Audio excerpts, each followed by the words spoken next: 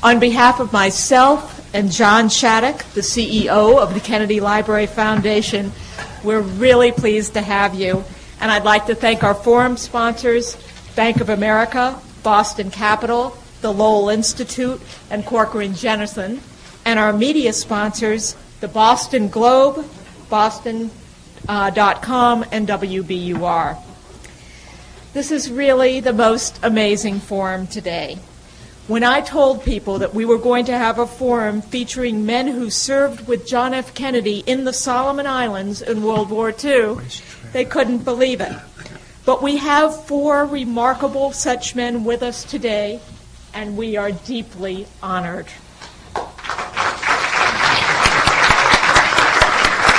Thank you, David. I want to begin by introducing you to the crew of PT109, the famous boat which JFK captained. None of the men on the boat that evening that it was rammed and destroyed is still with us. But in the early 1960s, television host Jack Parr did a documentary on PT109, and the survivors of that fateful evening in August 1943 were in his audience. I thought you might like to see them.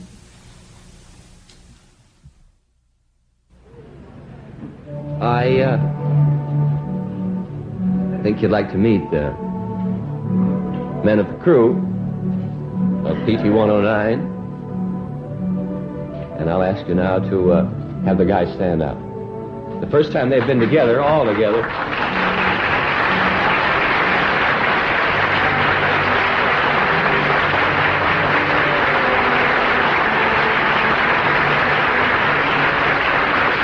John McGuire he was the one that worked his rosary, and he was in charge of the religious portion of this Savior. Gerald Zinser, that was terribly burned, next, official naval man. George Barney Ross, Lieutenant Ross, now working for the government in Washington. Ed Maurer. Another guy was badly burned, Raymond Starkey. The guy that Kennedy saved personally, Pat Pop McMahon.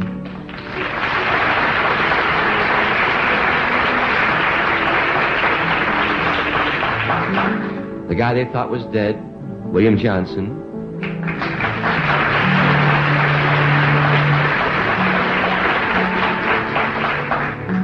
The guy that Kennedy needled, Charlie Harris, from Boston.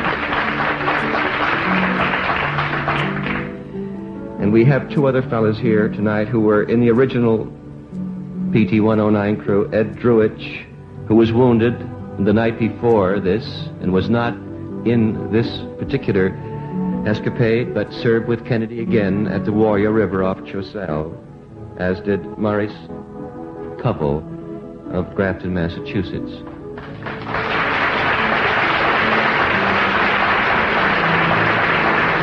Thank you, boys.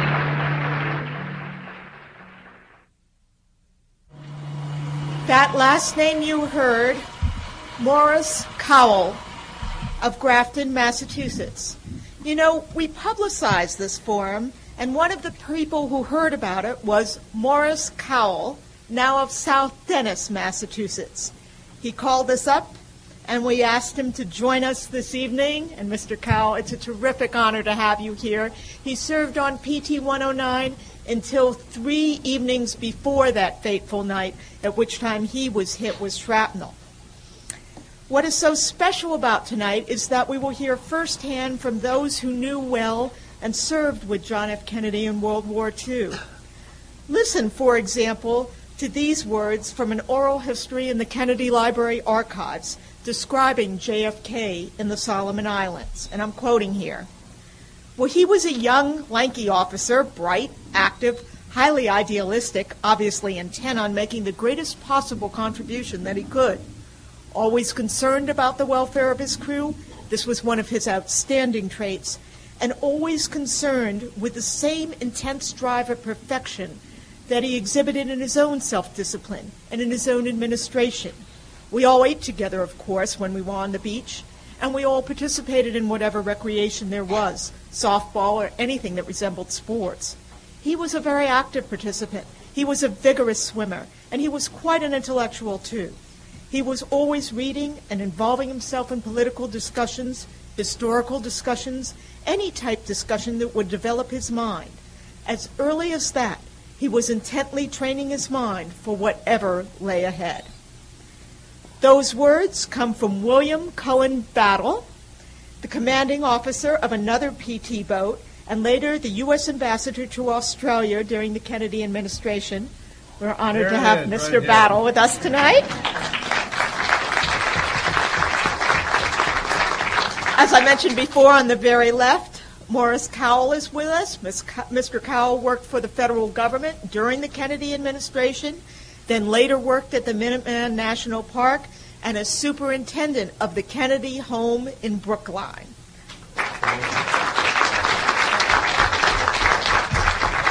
We're also delighted to welcome back to this library Richard Keresey, who was captain of PT105 and in the same battle the night that PT109 was struck. He wrote a wonderful book entitled PT105, and after tonight's forum, he will be good enough to sign copies of that book in our museum store. It's wonderful to have you here, Mr. Keresey. And I can't imagine anybody who was here a while ago for our fabulous forum with Paul B. Fay, Jr., known to most people as Red Fay, not coming back. He is such a delight. Looking out at the audience, I see a great many family members, and it is terrific to have all of you here. Mr. Fay, too, served with John F. Kennedy in World War II, and those of you who saw our special exhibit and that picture in the very front lobby may have noticed that JFK's scrapbook features photographs with Red during that time. Mr. Fay went on to serve as Undersecretary of the Navy in the Kennedy administration, and he authored a book about his close friendship with President Kennedy, The Pleasure of His Company. Mr. Fay, it's great to have you here. And moderating tonight's conversation, we're delighted to have with us David Greenway, Foreign Affairs columnist with the Boston Globe. Mr. Greenway served in the U.S. Navy from 1958 to 1960, and before joining the Globe, he worked here and abroad for Time Life and the Washington Post. At the Globe, he has also held the positions of foreign editor, national editor, and editorial page editor. So now, please join me in welcoming these marvelous guests for this evening.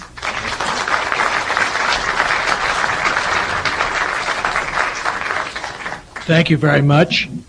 I thought we might begin this evening by setting the scene a little bit. And I'd like to ask Mr. Battle, what were we doing in the Solomon Islands? What was the Solomon Islands campaign all about?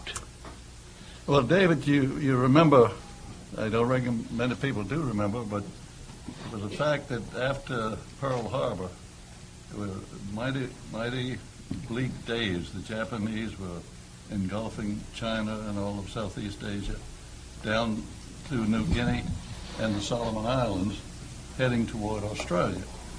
And indeed, they were firing on Australia from Port Moresby across the sound there. And so it was looked pretty bleak out there, and we had no navy after Pearl Harbor that we could risk by just leaving them out in the South Pacific. We had the Battle of the Coral Sea, which probably prevented, or they think prevented, the invasion of Australia by the Japanese from either the Solomons or New Guinea. But the PT boat was the one instrument that had been developed quite rapidly after Commander Bulkley and Kelly made such a record with it, holding action against the Japanese after Pearl Harbor in the Philippine Islands. And Bulkley convinced the powers that be in Washington that the PT boat was valuable, and so the squadrons were developed. The boats were made at the Elko Boat Works at Bayonne, New Jersey, and at Higgins down in New Orleans. They were the only navy available, and I think that's the way it was when we first got to Tulagi, which was right across the strait from Guadalcanal. I don't think any of us here were during the beginning of Guadalcanal, but we did get there before the campaign was closed. And the job was to stop the Japanese there and in New Guinea. We had an equal number of boats in New Guinea. And unfortunately, none of those gentlemen are here tonight. But it was all we had. And the job was to do what you can to stop the Japanese. Mr. Keresey, what was a PT boat? I've heard all these stories that were just made of wood, and must have been. Tell us a little about the boat itself. I saw the first of the 80-foot Elko. Can you talk a little bit into the mic, Yes. please? Thanks. I saw the first of the Elko boats, 80-foot Elko boats, being built in Bayonne, New Jersey. Matter of fact, I took the first 80-foot PT boat, the 103, from the Elko Boat Works and took it as part of the U.S. Navy. And it was one of the most humiliating experiences I ever had in my life, because they sent me over there to take away the PT boat, I having gone through the first school at Melville, and I hadn't the foggiest notion how to take a PT boat away from the dock. And there were 40 people in my class, 40 officers, and the best I could do was watch over some guy's shoulder as he took the PT boat away from the dock and put it in the dock. But that's all I knew. They sent me over there. I expected some guy to come along and show me. I got over there. There was red and white bunting on the whole building. That should have given me a clue. I'd come from the Brooklyn Navy Yard, and I just told him over there. The next thing, that I walked into the big building where they were built, there was an admiral and a lot of other people like that on a stand. And there was a Navy band, and they broke out in Anchors Away or some such. And I listened, and the admiral gave a speech, and at the end of it he said, I remember well, he said, "Take it away, Navy." And someone tapped me on the shoulder, and I realized they meant me. It was like a nightmare. I got on the boat. I saw the guy going down in the engine room to start up the engines.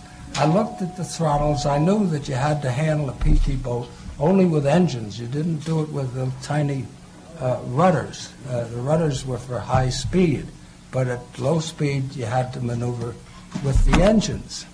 And I'm standing there trying to remember, and I thought, well, I'll try this. I put one engine ahead. The boat scraped along the dock, didn't move, just scraped along the dock. So I put it in the other way. It not only scraped backwards, but a huge splinter came out the front. And I thought, my God, I've got damaged goods already. Finally, one of the Elko pilots came aboard and very jauntily got me away from the dock and ran down the length of the boat and jumped onto the dock. Never liked that guy. And off I went to the Brooklyn Navy Yard. I'm establishing my credentials, which, as I say, started off rather poorly. Now, where was I? You're describing what the boat was like. It was made of mahogany, wasn't it, or parts of it? The Elko boat was I think, the greatest wooden boat ever built. It was not made of plywood. It was made of 2 one-inch planks of mahogany glued together like this. Think of an old wooden ski, and you've got the same principles. It had strength, but it had flexibility. They were so strong they weighed 50 tons. They had 3 Packard 12-cylinder engines in them that could generate 3,600 horsepower. One indication of their strength I know of one boat that went over a battleship wake. A battleship wake, it was in maneuvers. A battleship wake tends to be like a comber. And it went up one side of this comber and just at high speed just flew out, all of it, 80 feet into the air, landed. The overspeed cutouts came in, and the engine stopped, had no damage to the boat whatsoever. It broke the executive officer's ankles and stunned half the crew. The boat was strictly stronger than the men. I want to emphasize this because you will read in some books that PT boats were flimsy and made of plywood. They weren't. You will also read in some books that they were militarily ineffective. I won't go into that at length. That would take me all evening. I assure you they were not. They were militarily ineffective, unfortunately, in the Battle of Blackett Strait when the 109 was lost. But in the entire history of the war, that was the worst conceived, worst executed, worst run battle with PT boats that there ever was. That was one night. They went out every night. They were like the trench raiding parties in World War I, or the ones who went out every night in infantry. They were more like that. And over time, they did tremendous damage. They did tremendous damage with the torpedoes in the Mediterranean. And we did more as gunboats than as torpedo boats. But overall, they've been known to have sunk at least 200,000 tons of military shipping. This is the kind of shipping where they were bringing in these barges that we fought, were bringing in immediate supplies, immediate ammunition, and the PT boats took them out, and in some areas very effectively. As I say, you can get the wrong idea from the Battle of Blackett Strait. Thanks. I'd like to ask Mr. Fay, a.k.a. Redhead, I believe the president called you, a.k.a. Old Lovable was another expression he called you. What was your first impression? When you first met President Kennedy, what was your first impression of him? Well, number one, I was supposed to go out on his PT boat one night, and I semaphored down to him, and he couldn't read my semaphore. As a result of it, why I went out on another boat, and as a result of that, why I was called up to his Quonset hut after I came back, and he said, "If everybody did what you did today, Red Fay, the Japs would be marching in Times Square at Christmas time." Mr. Covell, what was it like to serve on the same PT boat with the president? What was your first impression of him as he came aboard? Well, I should start a little earlier. All right. I went to Newport training in the Navy. I was there for 3 weeks. Then I was sent to Millville PT base, training on a PT boat for 8 weeks. And I was sent immediately overseas. When I got over there at Tulagi, across from Guadalcanal, they assigned me to Sasapi, where all they had there was torpedoes and ammunition and gasoline.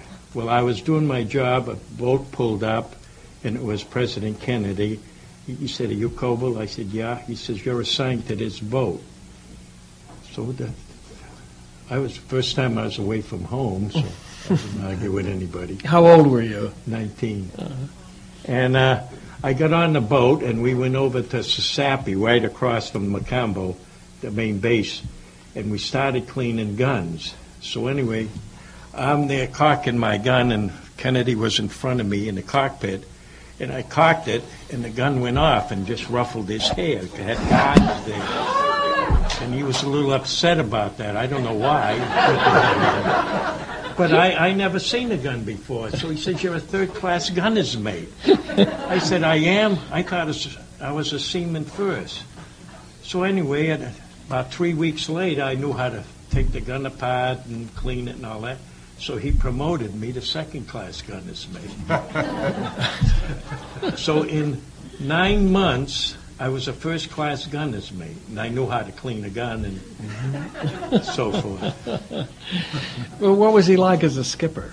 He was terrific. He was a good man. He took care of us all the time. He'd go over to Guadalcanal and bum supplies, particularly ice cream. He was crazy for ice cream. Got mad when we ate his ice cream. But he always took care of us. And he worked with us. Almost just in shots. We're scraping bottoms and painting and all that. And he's there all the time. Was he very strict? Not really. Just long you did your job. Yeah, so if it was somebody like old Redhead, he might be strict, but he wasn't too strict to you. No, definitely. Yeah. Especially when I almost killed him. Yes. Well, now we have 2 incidents where he might have been killed there and the Japanese might be in Times Square. So, Mr. Battle, what was your impression when you first met him? What was your first impression? Well, I don't think it was anything particular. Mm-hmm. We were all just a bunch of guys. Every one of us was a volunteer. Mm-hmm. I met Jack in Tulagi the first time I'd met him, and very cordial greeting. But there were no special guys. Mm-hmm. We were all one, all volunteers, and as I told people previously this afternoon, I think that Jack Kennedy, I have to go back a little bit, we prided ourselves that PT boat service was something special. It was all volunteer, and we like to think it was romantic and dangerous and helpful. And Jack Kennedy, in my knowledge of him as it grew, impressed me as almost being right out of central casting for a job as skipper of a PT boat. He was exciting. He was smart, quick, great sense of humor. Could laugh at himself, and just a wonderful companion. None of us, as the old wag said at the end of the movie PT109, all they should have had was him walking off into the sunset, and the old chief saying, "One day that boy will be president." We didn't know that then. I don't know who the perfect person to play JFK would be, but I do know that Van Johnson should have played Mr. Fay. If you look at those photographs out there, you'll see. So, but once you got over this unfortunate incident where you nearly left the Japanese into New York, how did you get to know him after that? How did you become friends that had really lasted all his life? And how did that happen? Well, it was fascinating for me because Jack Kennedy was one of the great human beings that came into my life. But he also, not only was he a great guy, but he also, I went down and campaigned for him down in West Virginia. And I remember I never saw him down in West Virginia because I'd always arranged the meetings for ahead of time. And then Franklin Delano Roosevelt came down, Jr. came down to speak at one of the cities down in West Virginia. And as a result of that,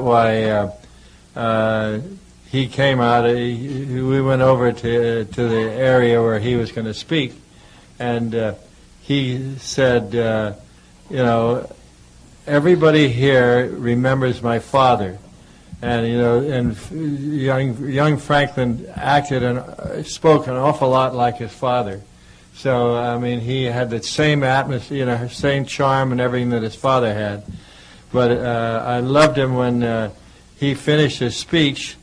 Nobody said a word, and then finally everybody realized that he had finished his speech, and as a result of that, he went down into the crowd, and everybody was crying and weeping, and it was unbelievable. The charm that this young fella had, and thank goodness he's been a friend of mine for many, many years.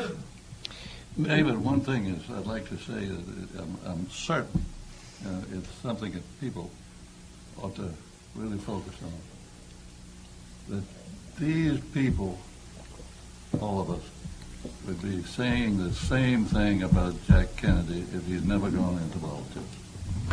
It is not, I don't think any of these attitudes are because he was president. It's just the guy we knew during the war in PT boats when relationships are unusually close. Mr. Keresey, did you have a first impression of John Kennedy that you could share with us? Yes, I did.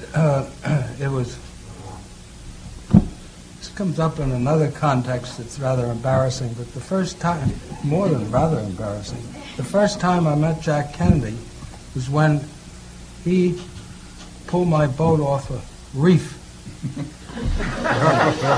There were 5,000 or more unmarked reefs in the Solomon Islands. I ran on to the one marked reef. But you're talking about my impression of Jack. He towed me in, and he towed the 105 right alongside the 109. Well, that most PT boat captains can do with no trouble. But I had to go into a dry dock to get my propellers were gone, my shafts were gone, and to get them changed. Now, getting into a dry dock is a delicate maneuver at best for a PT boat. Jack Kennedy pointed the 105 at the cradle in the dry dock, and at a certain moment, probably about 10 yards from where the cradle was, he had his crew release the lines, the tow lines, and the 105 slid quietly into the cradle without a knock on either side. And this is the first time I'd seen him, and I thought to myself, this guy is a veteran boat handler. Actually, he'd been out about 2 months out of school, no more than 2 months. So my first impression of Kennedy was, here is a great boat handler. After that, I had two impressions of him. One, we lived on conversation at night because we didn't have movies, we didn't have any entertainment. When the movies came, that was a signal for the PT boats to move up the line. So we sat around on the base in tents. When it got dark, no lights, so you couldn't read. So you talked. And he was, I remember him as one of the interesting talkers, not profound, amusing. I don't remember too many profound conversations. I remember amusing ones, and he was one of the amusing people. He was also something else, which I learned over a period of time knowing him. Bill said that how many wonderful people there were in PT boats. But I had a list of PT boat captains I would not go out with. I was a division leader shortly after this, so I took out 2 or 3 or 4 boats. And the division leader's boat always was first. And the division leader's boat would be the one that ran aground And when you ran aground up there, you were in enemy land, totally. And you wanted people to stay with you. And Kennedy was on my list of people. There's some others here who I knew would stay with me if I went on a reef, and he'd stay to the death. And these were the kind of people that you looked for and you valued. Another one is this guy right here, Bill Bannon. He and I fought it out in one of the worst gunboat actions I was ever in.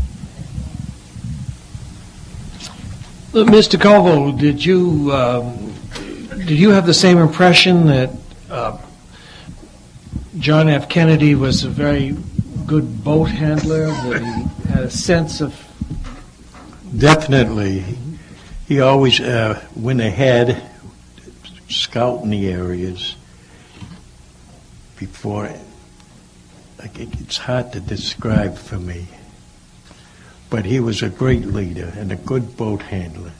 We went along more ships and around more circles. Fighting barges was one of our main functions in the middle of the war. And we'd go right up to him. He'd go right up to him and start strafing them. We rescued 2 boatloads of Marines that were stranded on Choiseul. And we ran out of gas. We were on patrol. We went into the base. We didn't have time to refuel, and they called us to rescue. We went and we rescued. One boat was broke down, so we started hauling it. And 1 Marine died on the fantail. Then we ran out of gas, and we had to get towed in. But he was always in command and respected and treated his crew like he'd want to be treated.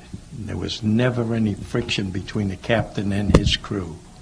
And everybody that I knew wanted to get on our boat, especially when it was lost and we got the 59 boat. We needed a big crew, 20 minutes something, and everybody wanted to volunteer to get on there.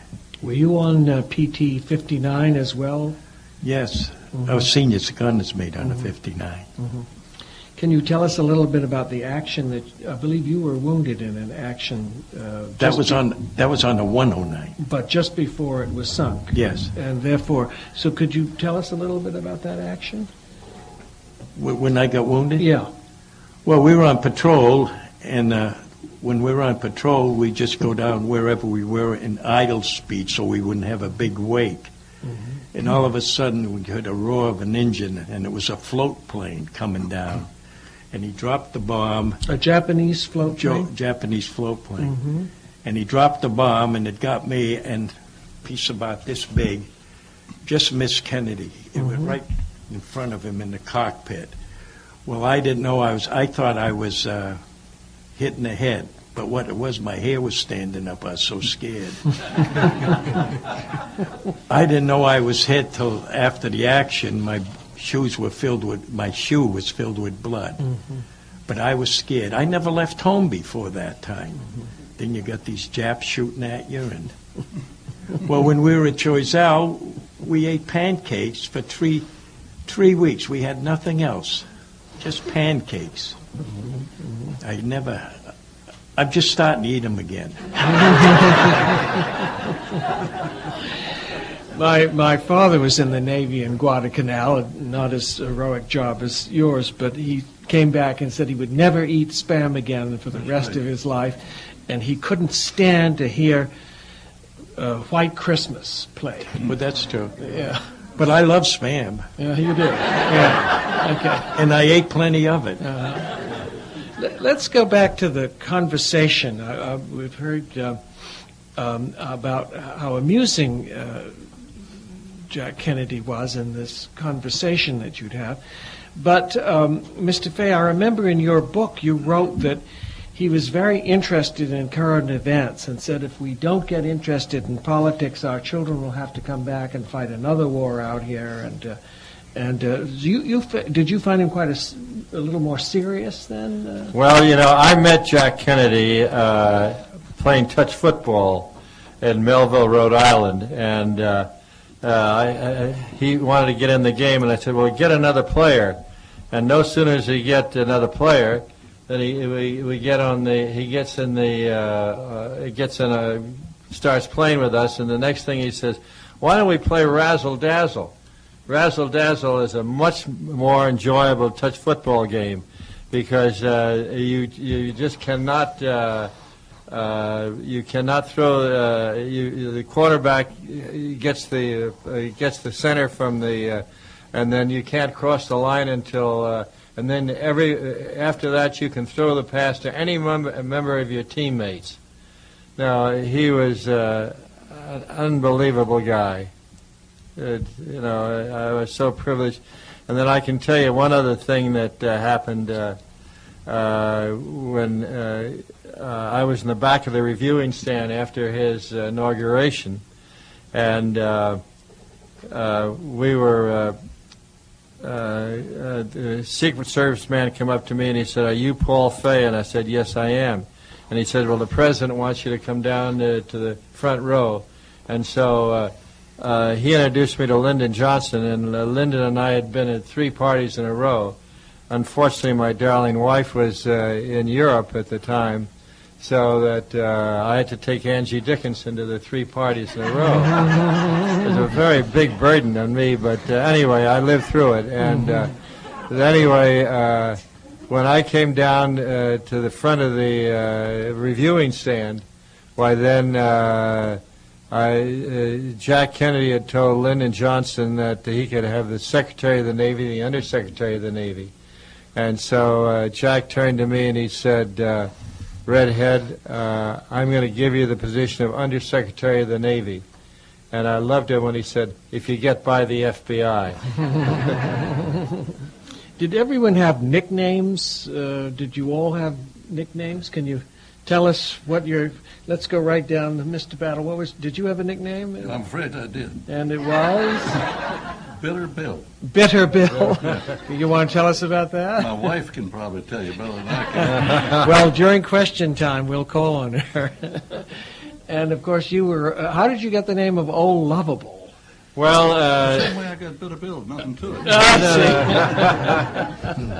it. Jack Kennedy kept calling me Old Lovable, and that's the... And, it just carries on today. I mean, my children... I don't. They never used it for me, but anyway, it was great to be part of that whole thing.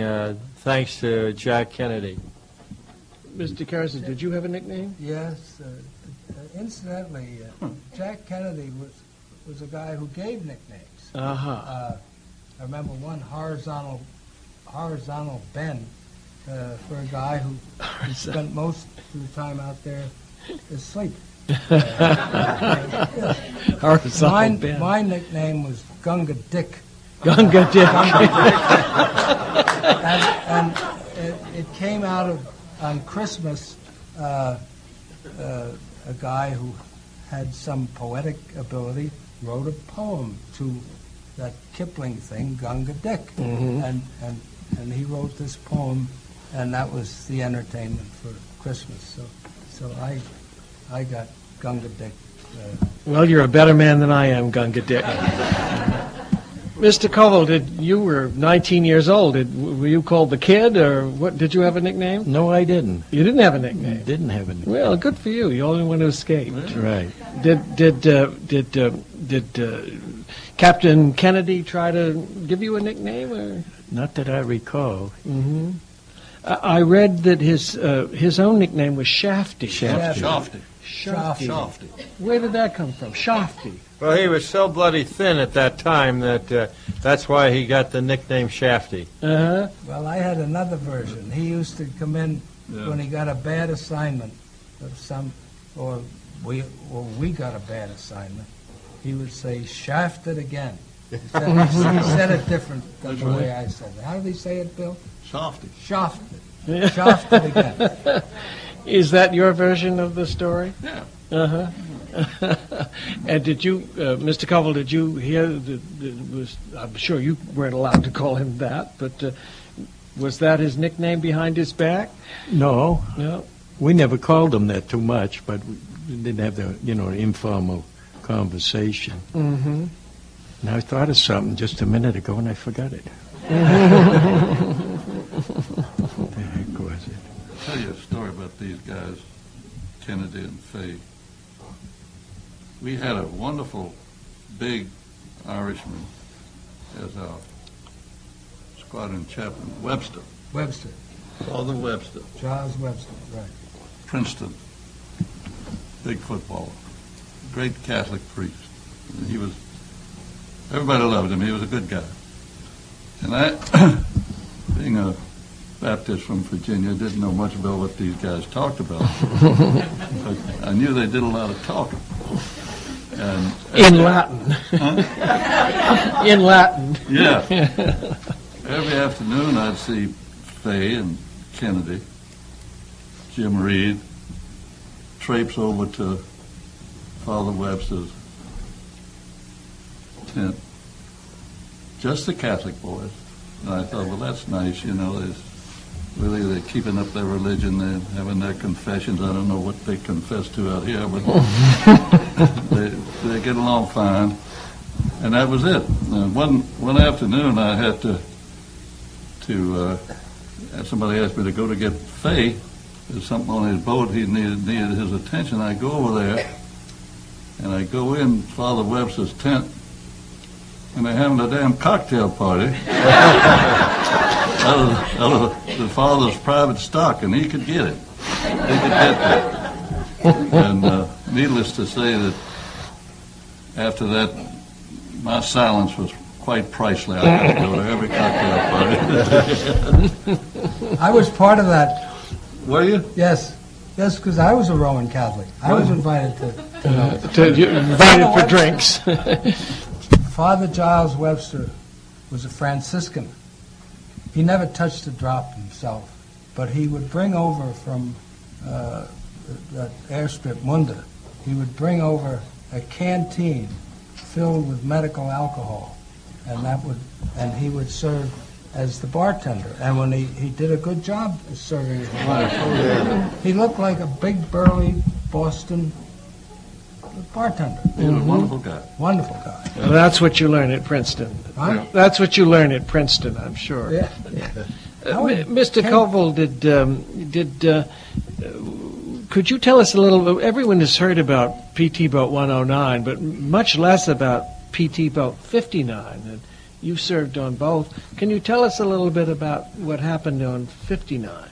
Well, they took off all the torpedo tubes, and they put 4 twin 50s on each side of the boat and a 40 millimeter on the bow and on the stern.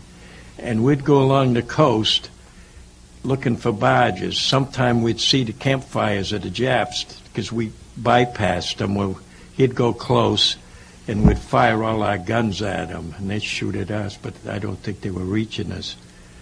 But that's what we did. To intercept the barges. Yes. Would the barges have munitions or soldiers as well? Well, it was mostly soldiers. Mostly soldiers. Yeah, because we bypassed quite a few islands there near the end. Mm-hmm. Like we went up to Green Island, that was after Bougainville, and that was an island that they were planning to invade and so forth. So we had 3 boats went up there to take depth measurements for the ships to come in. Well, we went up there, and it was such a rough sea. Boats were just tipped this way, and on the way back, one boat broke in half. The PT boat? PT boat, right in half. I don't remember that. From Green Island. Mr. Keresey, you want to comment on the PT boat that broke in half? I mean, I didn't know about that until tonight, but there are a lot of things I'm finding out. It's very entertaining. Mr. Keresey, were most of these actions when President Kennedy was in the Solomon Islands, were most of these actions at night? They were all at night. All at night. All at night. So give the sort of routine. What time would you leave, and what time would you come back? What did you do during the day then? Talk a little bit about the routine. Yes, please. During the day, we hid out. Mm-hmm. This is certainly during the Guadalcanal in New Georgia. We hid out because the Japanese, they didn't have control of the air, but they had enough control so that if we were sitting out there, we would be their prime target. We went out at night. We'd go out about 5, 6 o'clock. I could always tell because I got literally in this case, I got a pain in my stomach at 4 o'clock because I knew I'd be going out. And we went out at night, and we'd stay out all night, and more likely than not, we would intercept some barges, and that would be the type of combat we had mostly. We only had 2 torpedo actions. The rest of it were gunboat actions, which were short and nasty. The only effective way a PT boat could destroy a barge was to get within 20 yards of it and blow it apart, because we had no armor. So it was a question of getting in as quickly as we could and have our firepower as our protection as well as destroying them. Were the barges self-powered or they're being towed? Self-powered. Self-powered, right. Self-powered, and they were various configurations. Do they have armor themselves? Do they have machine guns they could fire at you? They definitely did. Mm-hmm. The first one I was in, my friend here, Bill Battle, was leading it with a great fellow by the name of George Cookman as division leader. And this was the first barge action I was in. Bill, you may have been in some earlier. And I will always remember it because Bill's boat discovered a group of about 10 to a dozen or more barges. This is all at night, but we could see it was this sort of a group. And his division leader, George Cookman, told us that he discovered this group, and he started to speed up, and he sped up a little too fast for me, and I lost some distance to be really effective and go in with him. I must have been 100 yards behind him when I wanted to be no more than 50. And they went into this entire group of barges at night, and the next thing I saw, they looked like hoses of red fire, and they were the Japanese barges on either side firing at Bill's boat, and then you could see the return fire from Bill's boat. This was my introduction to barge fighting, and I didn't know it would get better after that. But in that first barge action as a gunboat, Bill lost the division leader, George Cookman, and I know your executive officer, Bill. Ensign Cook. Huh? Ensign Cook. And it seemed to me that half your crew was done in. These barge actions were, unless you got in very quick, and unless you were really fighting just a couple of barges, they were short and nasty. Mm. Would you like to tell a bit? I mean, you were right in the middle of that firefight. How did you get out of it? Well, I guess we just kept going. Mm-hmm. We were lucky. I don't know how any of us survived it. I think that It was a black, dark night, and to be perfectly frank with you, I had not seen the barges on our starboard side. George Cookman was standing right up above me. I'm sure he saw them, and he was giving us directions. And a wonderful guy, and he got hit right in the head, dropped right down. And Ensign Cook was on the side of the boat, was down by the tubes, directing the gunfire, and he got hit through the stomach. And first patrol he'd ever been on. But the young guy, never will forget it, he refused medical treatment till everybody on the boat had been taken care of. Absolutely refused. And I gave him 3 shots of morphine before we got back to base just to keep the pain down. But and when we got to the base, we were going in to park the boat and get the medics out, and I gave a signal to the engine room to stop the engines, take them out of gear. And nothing happened. We kept going. I gave it again, nothing happened. We kept going. And so I had to punch the emergency cutoff that cut off all 3 engines, and we were able to drift in to one of the other boats that was tied up in the lagoon, and I went down in the engine room, and the engineer was frozen right at the controls, passed out from carbon monoxide. The stacks, the exhaust stacks, had been riddled by the Japanese fire. And he passed out cold, but he'd stayed right at. That's the kind of kids we had, you know, and it was just a remarkable group of kids. I guess we were just kids. Here I am talking about kids. How old were you at the time? I would have been 21. Oh, an old guy compared to Mr. Covell. Yeah. Mr. Fay, you had an encounter with a Japanese airplane. Did you not? We did. We were, in fact, there were, I think there were about 8 or 10 Japanese planes, and this was off of Rendova, and when it happened, they put the torpedoes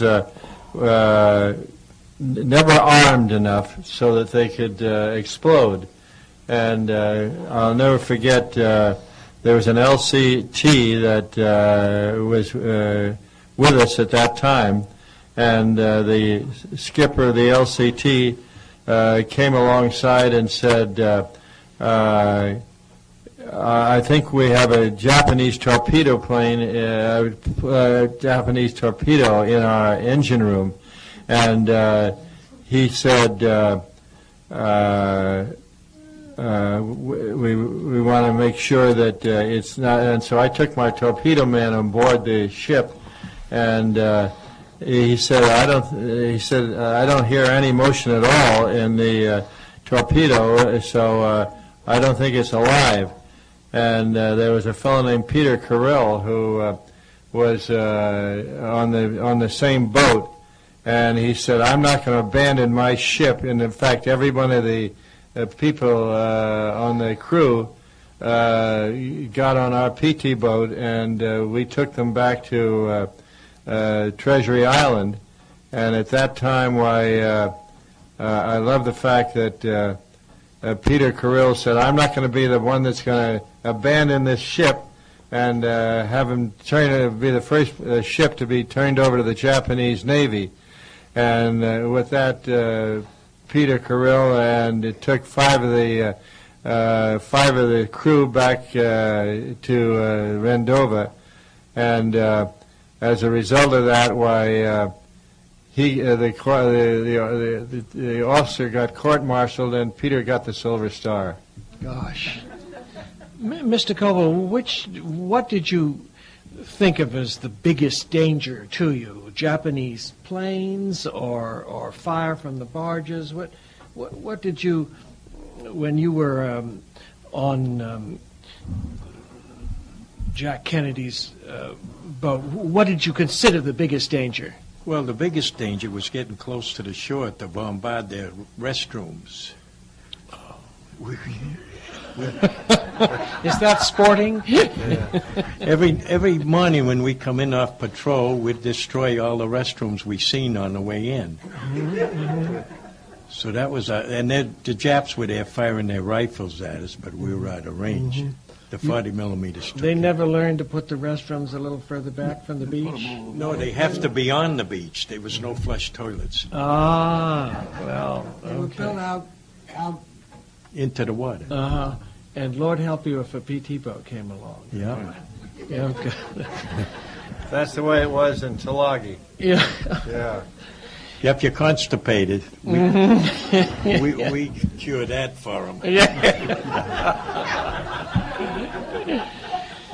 Well, what we've heard here is an astonishing description of, maybe you could say that World War II was really the last naval war as it was fought in Nelson's time. Now Tomahawk missiles fire from hundreds of miles away. But this was the last naval war where ships fought each other side to side, not unlike Nelson.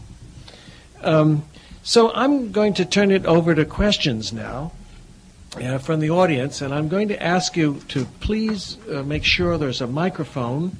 Please talk into the microphone because this is going to be broadcast on WBUR, and they can't pick it up if you don't speak. And I would like you please to identify yourself, and you can ask a question to one person or anybody. So who would have some questions? Anybody at all? Please. Good evening, and thank you for being here tonight. It's such a privilege. My question is directed... And your name, sir? Oh, my name is Matthew Keresey. Mm-hmm. My question this evening is directed towards Mr. Cowell, and it's actually a two-part. One was Mr. Keresey supposedly had a premonition about PT109, and after it was sunk and you were not on it, what were your thoughts about that?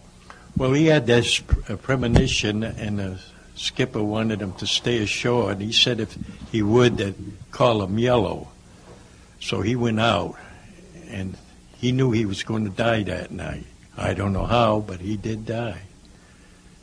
Now, what was the second part? How did you feel when you were in the hospital and having heard that the 109 had gone down and you were safe? Well, we were very close. All PT boat crews were very close. And Keresey and everybody else was very close. We almost knew each families by their first name, their activities. It was a great shock to us. And I never forgot that to this day. And obviously you were overjoyed to the fact that there were 11 survivors. Oh, definitely. Our prayers were answered. Okay, well, thank you again. Hi, my name's Kevin Hardigan. My question's for Mr. Covell, too. No offense to the officers, but...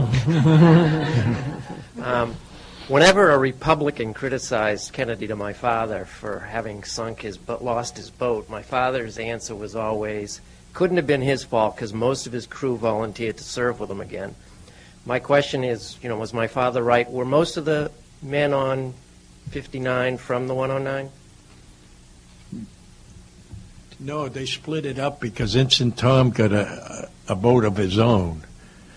But did a lot of the 109 survivors serve with him again? Not too many. I can't remember how many, but Ensign Tom got the other boat, and it was a 77-footer. So there wasn't too many. Because Harris was on with the other boat. And we had a lot of people coming in from San Francisco, new recruits, rookies and all that, and they were putting them on our boats. Because I bet there was more than, I can't remember, but there wasn't too many old crew members on there because they split up in two groups. Okay, thank you. But just to follow up on that question, I think it's an important one. You didn't feel that Lieutenant Kennedy, that it was his fault that he lost the boat? Absolutely not. Mm-hmm. It was he was hit by a Japanese destroyer that eventually ended up splitting the PT109 in two. And there were 2 people who were killed on that particular time. Yes. Hi, I have the honor of being here tonight. Just 1 second, just to follow up on that, please. I'm sorry. Just wait 1 second. Yeah. I think it's very important because the attack on Jack has been that it was his fault, and it was negligence, and it should have been avoided. And anybody that takes that position has never been out there in the dark of night in the situation he was. And the PT boat, the wake from a PT boat was very visible from the sky, and we were harassed all the time at night if we were underway by these Jap float planes that carried 1 bomb and it'd come in and drop it. And therefore he obviously was idling ahead on 1 engine, as the way I recall it, very slow to keep from making a wake, and without any warning, this destroyer going at full speed comes out of the black right onto him. And I don't think you could have seen that ship 50 yards away, probably. And in order to avoid it, what you had to do with a PT boat, if he's idling ahead of one engine, he's got to take time to put the indicators into gear, and that's relayed to the engine room, and the engineer shifts the gears and engages those other 2 engines, and then you can speed up. Now, all of this takes time. Yeah. And if I'm not mistaken, when you're going very slow, it doesn't accelerate quickly because you have to get up on the plane. It doesn't jump out. It doesn't jump out. So with a destroyer going full speed, even if he put it in full throttle, he couldn't have gotten away. That's right. Sorry, madam. That's all right. Yeah, please. My name is Peggy Fahey, and I'm so glad to be here because my fiancé was on Solomon Islands. He was only 17. He was in the Marine Corps. But he told me a cute little story. A priest came over and said, "I want to hear your confessions, Henry." And he said, "Father, I'm not ready to die yet." And he did make it back, thank God. Mm-hmm. And also, we used to see Jack a lot walking around Castle Island with Johnny Powers. He would have loved this spot. And my boyfriend went into the state police and was with him a lot down Cape Cod, and he greeted him all the time when he came in at the airport. And ironically, today is my dad's birthday. He was in World War I, and he was shot 4 times in the front lines of France. He came back on the Aquitania ship. That's a sister ship to the Lusitania. And guess who went out on that ship on their honeymoon? Jacqueline Kennedy's mother and father. Yeah. It was quite a thing to see 10,000 men aboard that ship coming into New York. Well, I just wanted to share that with you because today is my father's birthday. I worked and loved all the Kennedys, and it's such a treat to be with all you gentlemen here. Mm-hmm. Precious, precious. Thank you. Gosh. Hey, my name is Jonathan Garlick. I have a question for all of you. I grew up with a generation where we could hear these stories from our fathers. I brought with me today my son and a good friend of his who are 13 years old, and they want to learn about these stories firsthand. They don't have the opportunity to hear it from their father, so they learn it from you about your acts of heroism. So what would you tell them that they should tell their friends about what your lessons in life were in terms of what they can teach their friends, since they're really ambassadors now in terms of relaying the stories and your experiences for their generation. They're sitting up here, and there are some other young people in the audience. What can you tell them in a few sentences that they can carry as a message of your heroism and your sacrifices? Bill, do you want to answer that?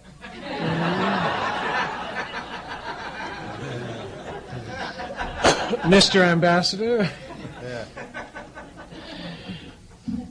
Well, I think all of us would come to the same conclusion when asked a question like that, and it's the first time I've ever thought about it.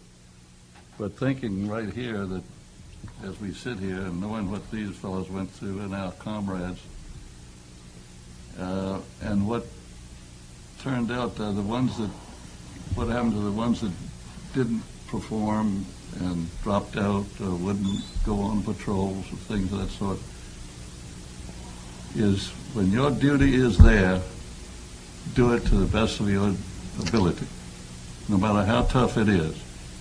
Because if you slack off, you're going to get caught in the middle, just sure as shooting. I remember distinctly one night we were to go out from Bougainville, and I couldn't get my engine started for a different reason. I went down and the engineer was frozen at the controls. Fear. He couldn't do a thing. He couldn't move. And I tried to reason with him. I tried to talk to him, and he couldn't make it. So we put him on the beach. When I came back in that morning, they were taking him out. He had been wounded in an air raid on the beach that night.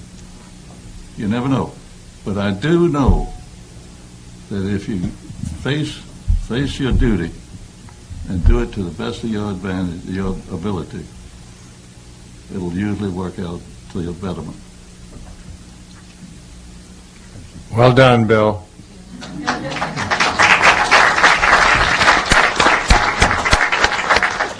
Yeah, my name is Art Milmore. I'm a amateur naval historian. I had two questions for the whole panel.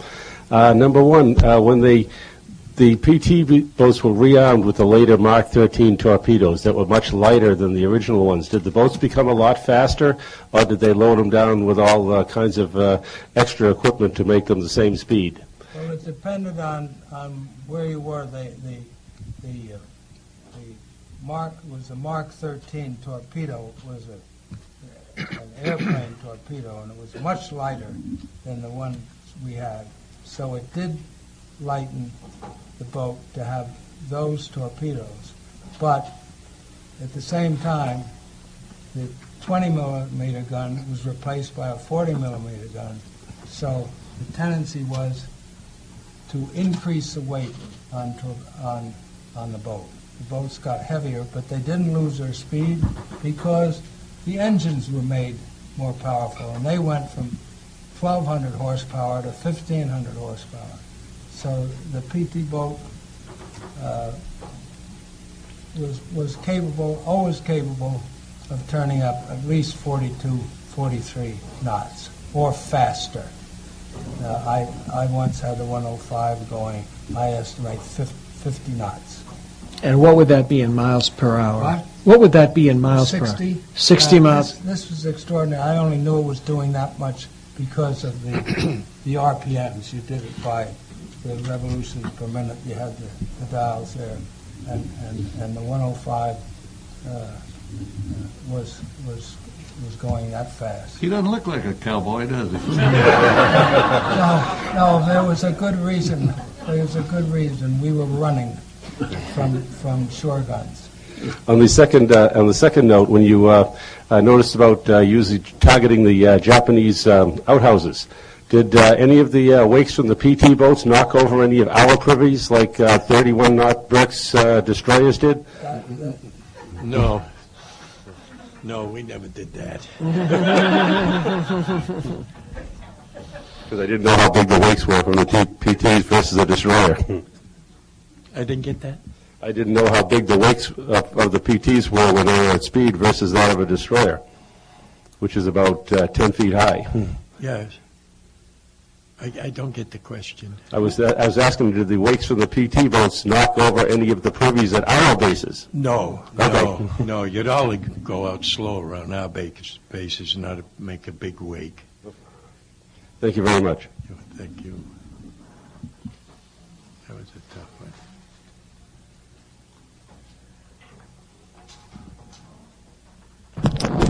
Chance to say hello, Ed. I haven't seen you in a few years. I'm an old Navy like you guys. I was down on Guadalcanal in that area with the Naval Aviation. I mean, you guys, appreciate you guys being there. And I was fortunate because I was on the Jeep Carrier briefly. It was later sunk at Leyte Gulf, and I think the islands are great because they don't sink, they don't float away when you're trying to find them. But I go way back like Kennedy's when I was a young lad, back about 70 years ago. So it's good to see you again, Ray and Fred, and I really appreciate you guys down there. And you said the Japanese were, we used to have these we used to call them wash machine Charlie flights about midnight just to harass us. They'd come bombing us, and not much damage, but they'd wake you up and screw up your night. So they were always a pain in the butt. But like you guys, we had our own little club. At one point, we got a Navy guys, and we had Marines there, and Australian New Zealanders, and the Army Air Corps on Henderson Field. So we got an abandoned Quonset hut, and we had the Seabees build a bar, and we used to pay them gnats flying in the mail from Pearl Harbor to get stateside booze. Strangers bring in Bombays of beer. Had our own club for a while, and people would fly in and said, "Where the hell is this Hotel de Gink?" And it was our club. So it's some good sides when you survive. But it's good to see you guys again, particularly Red. And it's great that you guys did your job. Thank you. No questions. Just thank you very much.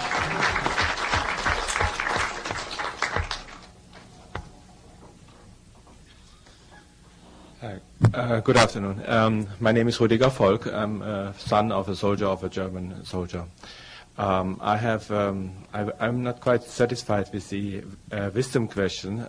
What would be your wisdom to say to the youth, particularly when I came from the other side, from the enemy side? And a more practical question is, I know that the sea war in the Pacific was very cost a lot of human lives. What was your feeling when you listened to the drop of the atomic bomb and almost immediately the war was over? So was there, besides the happiness that the war was over, was there a resentment to fight the war, for example, that the atomic bomb should not have dropped earlier, for example? I would like to know about this. Thank you. The question was, how did you feel about the dropping of the atomic bomb on Japan?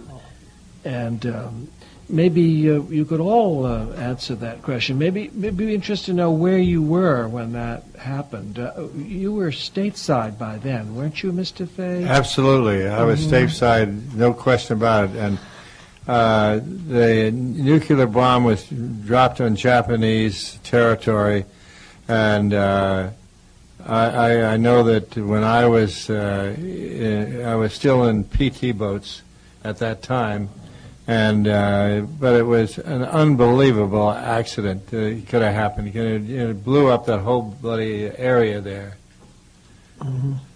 But that's the best answer I can give you. Mr. Battle? Well, I was delighted, absolutely delighted.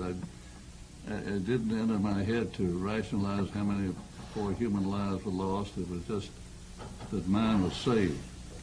There's no doubt about it.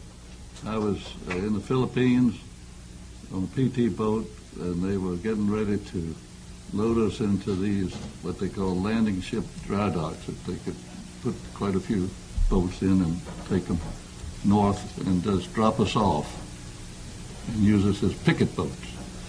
And we'd have no place to return to. We'd just be out there. And it was a much ridiculous scheme. But, aside from that, having seen what we had seen, the barbarism and the fanaticism of the Japs, the signs they left behind, it didn't encourage us to have any sympathy for the Japanese. There's no doubt about it. We did not have any sympathy. We weren't trying to be barbarians, but we wanted to get a war over just as soon as we possibly could. And it would have cost hundreds of thousands of lives, I think, if we'd tried to invade the home islands of Japan.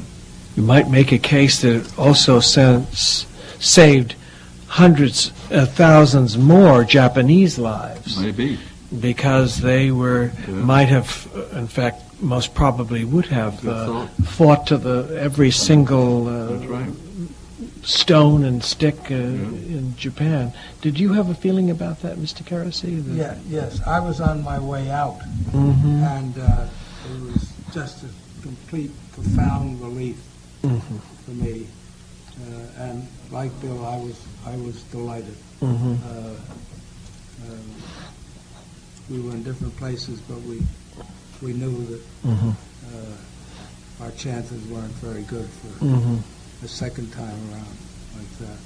Mr. Covell, I was relieved because the Japs would never surrender. They just fight and fight and commit suicide, but they were killing our boys badly. So I was happy. I wish they would have dropped too. They did. I mean, at that one time. Yeah.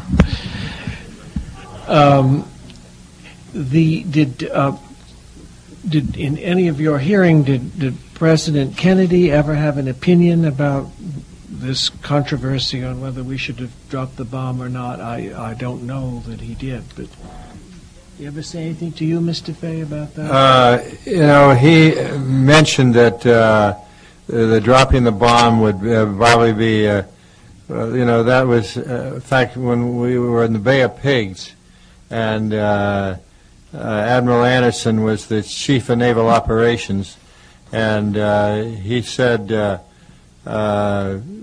every one of our ships is in good shape, and so that the commanding officers on each one of the ships would be in charge, and the president said, I want to make sure that we don't have any problems whatsoever about any of these ships firing on the Russian ships, because they were worried that if they did, that Khrushchev would start hurling the nuclear bombs off of Cuba. And thank goodness for Bobby Kennedy. He said, why don't we take all the missiles out of Turkey?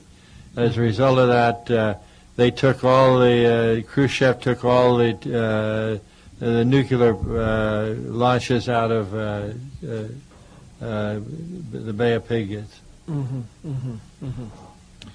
Any more questions?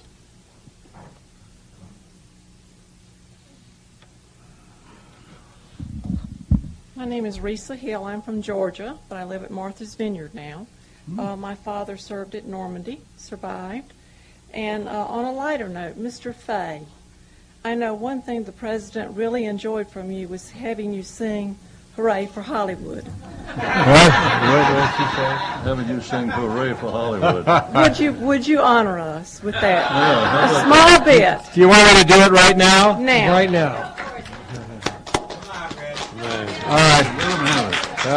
Hooray for Hollywood, that screwy buoy belly Hollywood. We're on the office boy, a young mechanic can be a panic with just a good-looking pan. Any barmaid can be a star maid dancing with or without a fan. Hooray for Hollywood, where you're terrific if you're even good. To be an actor, just say Max Factor, he'll make your kisser look good. Come on and try your luck, you might be Donald Duck. Hooray, hooray, hooray for Hollywood! Very good, very good.